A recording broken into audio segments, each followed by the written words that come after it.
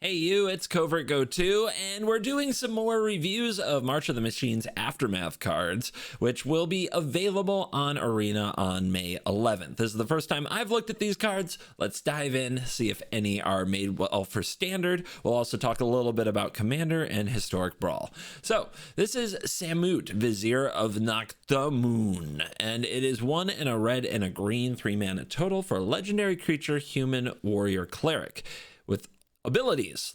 Wow, a couple. First Strike, Vigilance, and Haste. This is a 2/3, so not the biggest hitter. But whenever a creature you control deals combat damage to a player, if that creature entered the battlefield this turn, draw a card. Whoa, so a payoff for Haste City. We know that like a few times, I'm not the biggest aggro player myself, but we have built some decks that have mostly to nearly all haste creatures, especially in red. I built a deck that was on the official Arena channel called Haste City, where every creature had haste. And when you think about playing this in a deck like that, you could draw a lot of cards. You get in there with your Phoenix Chicks and you're just drawing cards on the first attack. That can be really good. So this is a build around that might make sense in Standard. As a 2/3 itself, it doesn't hit particularly hard, but the Vigilance is also nice because you're on defense with a first striker at the same time, which is also very good. So if you looked at it like this, 3 mana, 2/3, first strike, vigilance, draw a card, you're already looking at a very interesting card, and that's sort of what it is as long as you can get in there and hit the opponent. In a really fast meta like Standard, the opponent who went first is swinging out at you quite a bit, so you'll often get in there, but you would still have defense. So this isn't bad if you go second. If you go first, you're even more likely to get in there, so it's good there too. I think this card might actually be Standard playable. The big question will be whether or not mono red is even interested in splashing green at all. Green's been a pretty bad color in Standard. In Historic Brawl, this is a really interesting commander. Could be very fun to build around. Makes your combat tricks and your buffs and your +1/+1 counters very, very strong. And again, you can build something along the lines of haste tribal, haste themed. The way that people tried to build Minsc and Boo, the thing with Minsc and Boo is it just wasn't required because Minsc and Boo was already kind of busted. By the way, this card and Minsc and Boo, holy crap. So in Historic Brawl, this has a home. In Commander, yeah, we can build a hasty deck. Usually somebody is open or not in a great position to block, so this will draw cards even more often. So yeah, a haste-themed Commander deck with this card as the commander will be very good. This might be the rare card that could see play in all of the formats, so it's a real banger to start today off with. The big question here, I think the biggest issue for this card in Standard especially, is that it dies to cut down. It's not a particularly large body. However, combine this with a Kumano faces Kakazan that you played on turn 2 instead of turn 1, and now you have a 3/4 and your Kumano entered the battlefield because it exiled and recast itself, and you might draw 2 cards from attacking with both of those. That's really good. So I think that this card could see play across all of the formats. Next up, we have Sarkin, Soul of Flame. And this is, gosh, what has been up with Sarkin? We have more Planeswalkers without sparks, actually. The same, like, what happened? I think the whole Bolus plotline was to take all the sparks. I'm really curious why all these Planeswalkers are now legendary creatures. Sarkin, Soul of Flame, a 1 and a blue and a red with a 2/4 legendary creature, human shaman. Dragon spells cost 1 less to cast. Sweet. It's already in a bunch of commander decks. Easy. Whenever a dragon enters the battlefield under your control, you may have Sarkin, Soul of Flame become a copy of it until end of turn, except its name is Sarkin, Soul of Flame, and it's legendary in addition to its other types.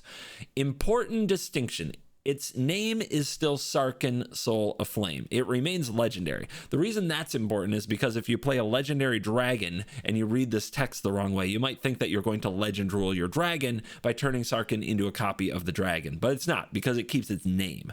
So it's kind of weird that it has the extra text of it's legendary in addition to other types, because that sounds like a red flag not to transform it into a legendary dragon. But if you do, it's fine because it keeps the name, because the name is, you know, it's like Rumpelstiltskin or a demon.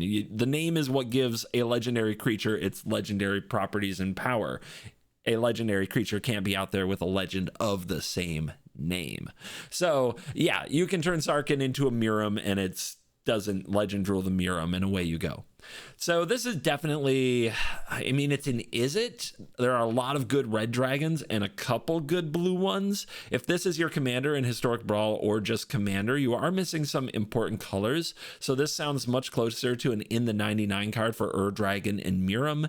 And in those decks, it is very, very good. Turning into a copy of an Dragon that doesn't legend rule it or a Miram is absolutely busted. In standard, is this a playable card? I like that you can curve this into casting Ojutai. That's really good. But it's not a dragon on its own, which means Invasion of Tarkir doesn't get an extra pip off of this thing.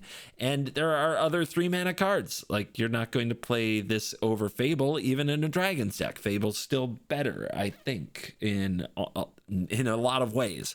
So I think that Sarkin's going to be a whiff for standard and a in the 99 for Historic Brawl and also for Commander. Next up, we have Kiora, the Sovereign of the Deep. And this is a 3 and a blue and a green, 5 total mana for a legendary creature, Merfolk Noble. Vigilance, Ward 3. Whenever you cast a Kraken, a Leviathan, Octopus, or Serpent spell from your hand, look at the top X cards of your library, where X is that spell's mana value. You may cast a spell with mana value less than X from among them without paying its mana cost. Put the rest on the bottom in a random order. So a Serpent and Leviathan and Kraken and Octopus payoff in the colors of blue and green. These have been toyed with. There are a number of commanders that sort of do this. This one is a pretty good one because Ward 3 means that the opponent will probably not be able to single target removal this, and the ability is strong. You get Cascade off of these specific types that are known for being huge monsters that you normally don't play because they don't have the sickest of abilities at good rates. So yes, if you are a Serpent, Kraken, Leviathan, or Octopi enthusiast, I think that this might be the best commander that they printed for this job. I definitely like it more than Runo Stormkirk, which is a card that I think was in Midnight Hunter Crimson Vow. That card was confusing and weird to play with. This one has green, so it's a lot better, and it like tells a very clear story and a good reason to build the deck. And of course, I'm speaking for Historic Brawl and Commander. I don't think this has a shot in hell in standard at all. This is definitely a Commander card. Now we have NISSA, Resurgence Animist. This is 2 and a green for a legendary creature elf scout. And whenever a land, it has landfall, whenever a land enters the battlefield under your control, add 1 mana of any color, like a Lotus Cobra. Then, if this is the first or second time this ability has resolved this turn, reveal cards from the top of your library until you reveal an elf or elemental card. Put that card into your hand and put the rest on the bottom in a random order. This is a 3/3. Oh my god. So a 3-mana 3/3 elf that with landfall both gives you mana, Lotus Cobra style, it ramps you, and it gets card advantage. This can also be deterministic. You're revealing cards from the top of your library until you reveal an elf or an elemental. That means if you only have like certain elves and elementals in your deck, this will flip until you hit it.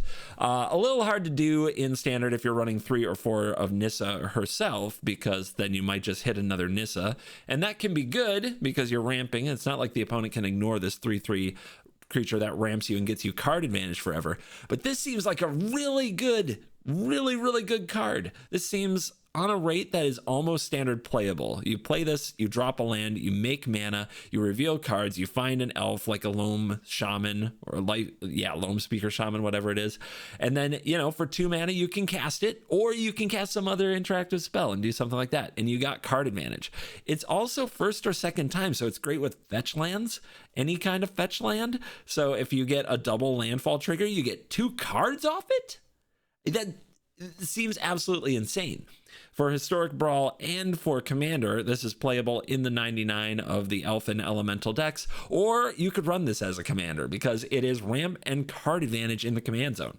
It's what you need. The biggest problem with it in those places is the color. It's just mono green. So I think it will be really kind of an auto occlude in the 99s, but not necessarily a commander. But I think this card could be standard playable. This might be the best card we're looking at today. Seems really, really good. The biggest thing holding it back in standard is the color green itself. But we can just kind of sprinkle in some other colors, run some fetch lands, right? The ones from New Capenna that enter the battlefield and immediately sacrifice to fetch another land. Those give you a double trigger with Nissa, so you get 2 elves and or elementals. I need to look over all the available elementals for standard, but I'm sure that there's some that you wouldn't mind drawing into your hand. And if not, we have to keep an eye on all the future printings for elementals that we wouldn't mind drawing into our hand. One that's right now, I'm just thinking this makes mana of any color. Omnath, Locus of All is in the format. That's an elemental you could just kind of get for playing a land with Nissa. That sounds really good too.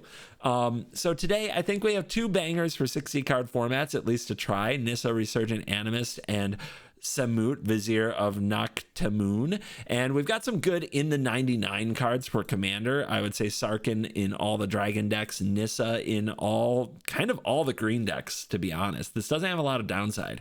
And we have an absolute banger Commander in Kiora, Sovereign of the Deep, if you're looking to do the kaiju fighting thing. So a good batch of cards. I look forward to talking about more of the March of the Machine Aftermath cards tomorrow. Thank you for watching this video. As always, I will see you in the next one. You're cool.